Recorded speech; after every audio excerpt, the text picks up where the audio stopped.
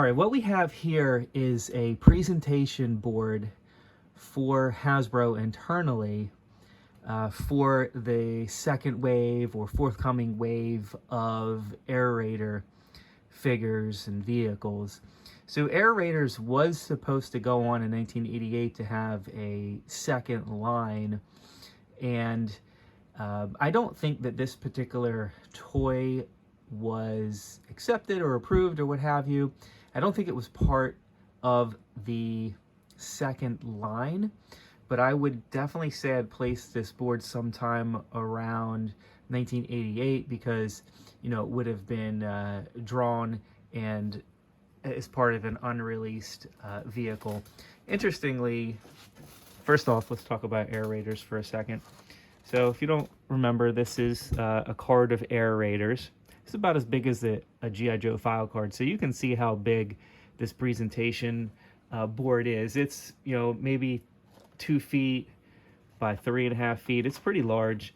Air Raiders came out in comic book form, which I cover in another video. So in the Air Raiders comic books, myself and Mariano Niciesa is going to revitalize the comic book and come out with a whole new story for you guys. And I came across this board from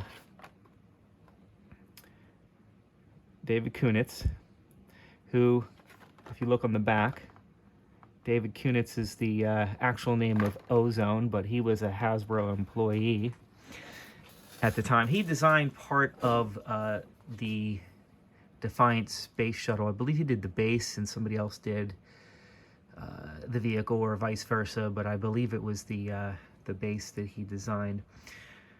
So anyway, he had this in his archives. He had come across it somewhere along his travels, and he knew I was working on the Air Raiders project, so I asked him for it.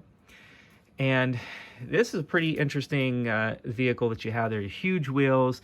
You see the guys getting sucked up in a tube. It's just a pretty interesting thing. You know, in their Man of War, they'd have like a ball that would kind of float in the air for real, and it would kind of stay up and float as you played with it, which was a pretty nice novelty with it. And the fact that maybe those tubes, maybe they actually sucked people up, or that was the intent. I don't really know, but you can see this does go along with the kind of stylistic lines of what the vehicle would be. Interestingly enough, you see some other vehicles in the distance that aren't really part of the line. Most interestingly enough, you see kind of like a tank over in the corner. It just looks like a, you know, a standard tank. And the reason that's interesting to me is that none of these vehicles of the line, you know, relied on the standard military issue look of vehicles. You kind of have a vehicle, kind of that Hawkwind shape, but I would imagine, it's not really specified here, but I would imagine that this would have been on the Air Raiders side, since you have a color.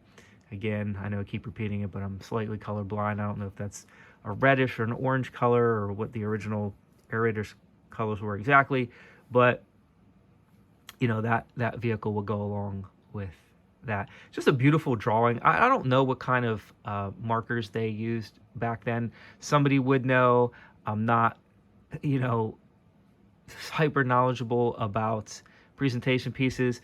This is on a very thick board.